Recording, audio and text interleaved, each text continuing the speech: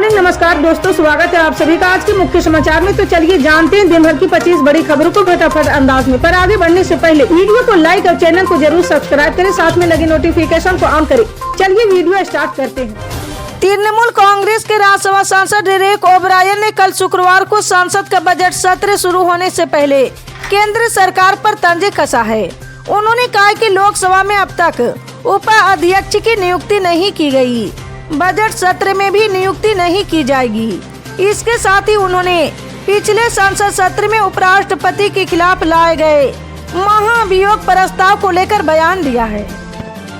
जी हां, उन्होंने आगे कहा कि इस संसद सत्र में ये देखना खास होगा कि क्या विपक्षी राज्यसभा के सभापति जगदीप धनखड़ के खिलाफ एक और महाभियोग प्रस्ताव लाता है। इसके अलावा डेरेक ओब्रायन ने महाकुंभ बजट विधेयकों वक्फ बिल सदन में सबसे ज्यादा बोलने समेत तमाम मुद्दे उठाए हैं। जन सुराज के प्रमुख प्रशांत किशोर ने बीपीएससी के संबंध में एक बड़ा और सनसनीखेज दावा किया है। जी हां, 30 जनवरी 2025 को उन्होंने कहा है कि बीपीएससी की नौकरियों को पहले ही बेच दिया गया।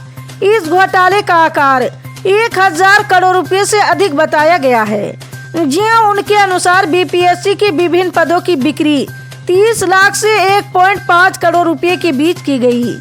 इस गंभीर आरोप के बाद प्रशांत किशोर और छात्रों ने बीपीएससी परीक्षा को रद्द करने की मांग की है। जी हां, प्रशांत किशोर का ये दावा उस समय आया है जब पटना में सैकड़ों बीपीएससी उम्मीदवारों ने बेली रोड को जाम कर दिया था। इन छात्रों का कहना है कि यदि परीक्षा रद्द भी कर दी जाती है तो भी उन्हें न्याय नहीं मिलेगा। उनका मानना है कि पद पहले ही बिक चुके और अब उन्हें कोई भी राहत नहीं मिलेगी। प्रशांत किशोर ने यह भी कहा कि बिहार में पेपर लीक की घटनाएं नई नहीं है। उन्होंने बताया कि पिछले कुछ वर्षों में आयोजित अधिकांश सरकारी परीक्षाओं में पेपर लीक होने की घटनाएं सामने आई, जो राज्य की परीक्षा प्रणाली पर सवाल उठाती है। प्रधानमंत्री नरेंद्र मोदी झारखंड के 4 लाख से ज्यादा लोगों को सौगात देने जा रहे हैं। हर लाभुक को केंद्र सरकार की ओर से 1.20 लाख रुपए मिलेंगे। जी हां, केंद्र सरकार ने प्रधानमंत्री आवास योजना के तहत झारखंड के 4 लाख से ज्यादा बेघरों को अपना आशियाना देने जा रही।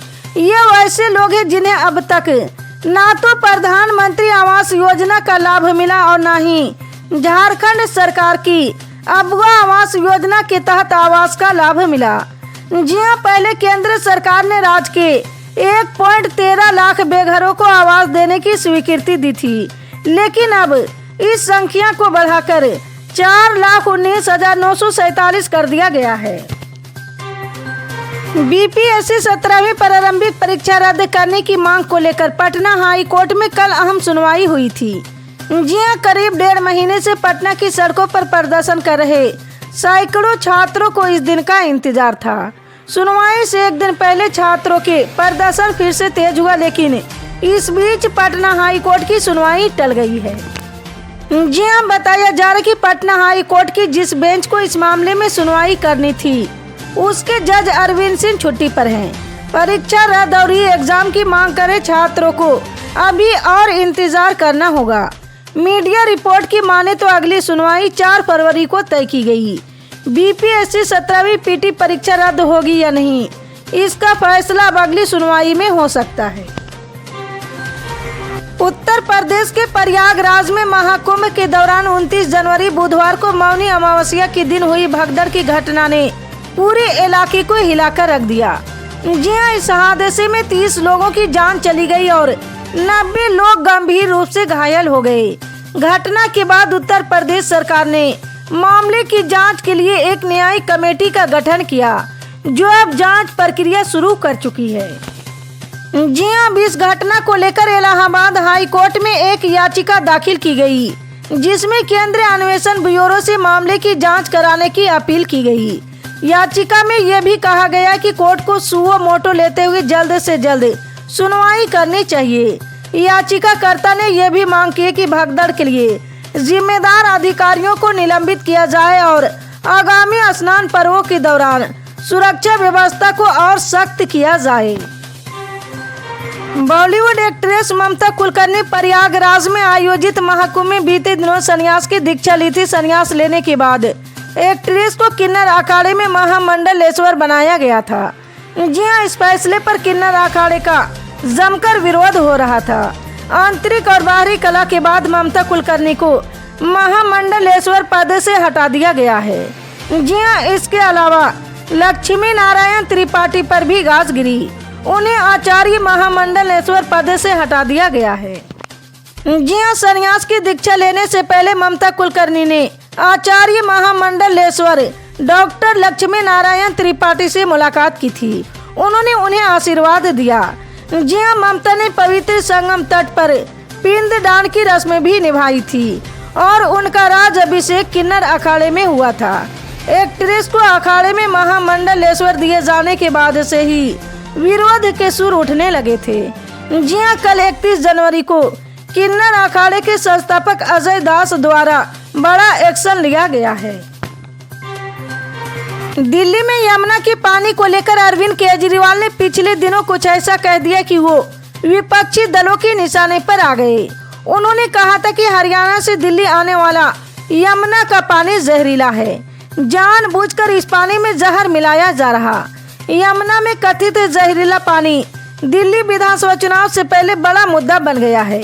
जी हां, उनके इस बयान के बाद न सिर्फ राजनीतिक बयानबाजी तेज हुई बल्कि चुनाव आयोग भी उन पर सख्त हो गया है। चुनाव आयोग ने उनसे इस मामले पर जवाब मांगा था। जी हां, जवाब दाखिल करने के लिए केजरीवाल को शुक्रवार सुबह 11 बजे तक का समय दिया गया। अरविंद केजरीवाल ने अब अपने बयान के समर्थन में 6 पन्नों का जवाब दाखिल किया है। केरल के कोच्चि में अवैध तरीके से रहने और नौकरी करने के आरोप में 27 बांग्लादेशी नागरिकों को गिरफ्तार किया गया है। जी हां, पुलिस ने शुक्रवार को इसकी जानकारी दी। एर्नाकुलम ग्रामीण पुलिस और आतंकवाद निरोधी दस्ता द्वारा चलाए गए संयुक्त अभियान के तहत एर्नाकुलम के पराउर क्षेत्र से उन्हें गिरफ्तार किया गया। जी हां, बांग्लादेशी नागरिक पश्चिम बंगाल के प्रवासी श्रमिकों की आड़ में विभिन्न स्थानों पर काम कर रहे थे। पुलिस ने बताया कि फिलहाल गिरफ्तार लोगों से विस्तृत पूछताछ की जा रही है। म्यांमार में सत्तारूढ़ झूठा शासन के हाथ से देश का कंट्रोल खिसकता जा रहा है। सशस्त्र विद्रोही समूहों को पिछले 1 साल महत्वपूर्ण सफलता मिली है। जी हां, द गार्डियन ने अपनी रिपोर्ट में म्यांमार पीस मॉनिटर के हवाले से बताया है कि देश भर में 95 शहर अब अलग अलग लोकतंत्र समर्थक समूहों के कब्जे में आ चुके। जी हां, बीते साल झूठा बलों ने उत्तरी काचिन राज्य में 200 से अधिक ठिकानों और 14 शहरों को विद्रोही समूहों के खिलाफ युद्ध में खो दिया। इसमें चिपवी और पंगवा के प्रमुख दुर्लभ पृथ्वी तत्वों के खनन केंद्र भी शामिल हैं। उत्तराखंड में समान नागरिक संहिता लागू होने के बाद प्रॉपर्टी संबंधी अधिकार में कई सारे बदलाव किए गए हैं। जी हां, यूसीसी न केवल विवाह प्रक्रिया को सरल बनाती है बल्कि इसे अधिक पारदर्शी और जन अनुकूल भी बनाती है। अधिनियम के अनुसार अमान्य माने जाने वाले अथवा कानून के स्क्रूटनी में अमान्य माने जाने वाले विवाह से पैदा हुए बच्चों को वैध माना जाएगा और ये बच्चे समान बच्चों की तरह ही संपत्ति में भागीदारी के अधिकारी होंगे। जी हां, इस अधिनियम के अनुसार गोद लिए गए बच्चे, नाजायज बच्चे, सरोगेसी से पैदा हुए बच्चे और सहायक प्रजनन तकनीक से पैदा हुए बच्चे सभी को जैविक बच्चे माना गया है और वे माता पिता की संपत्ति में अधिकारी होंगे। सोने में इन्वेस्ट एक शानदार ऑप्शन है क्योंकि ये आपको रिस्क फ्री रिटर्न देता है। जी हां, सोने में इन्वेस्टमेंट करना फायदेमंद हो सकता है क्योंकि 30 जनवरी को सोने के दाम में तेजी आई। जी हां, 24 कैरेट सोने की 100 ग्राम की कीमत में 8,620 रुपये की तेजी आई। जी हां, वहीं कल 31 जनवरी को 24 कैरेट सोने की कीमत 82,165 रुपये प्रति 10 ग्राम हो गई। 30 जनवरी 2024 की तुलना में सोने के भाव में कल 862 रुपये की तेजी आई है। जी हां, वहीं चांदी के भाव में भी तेजी देखी गई। चांदी का भाव 93,177 रुपये प्रति किलो हो गया। जी हां, राष्ट्रीय स्तर पर 999 शुद्धता वाले चांदी के भाव में 30 जनवरी से 993 रुपये की तेजी आई है। इसी तरह की पल पल की अपडेट जानने के लिए जुड़े रहे हमारे MSP न्यूज के साथ। मिलते हैं अगली बड़ी खबर में, तब तक के लिए जय हिंद।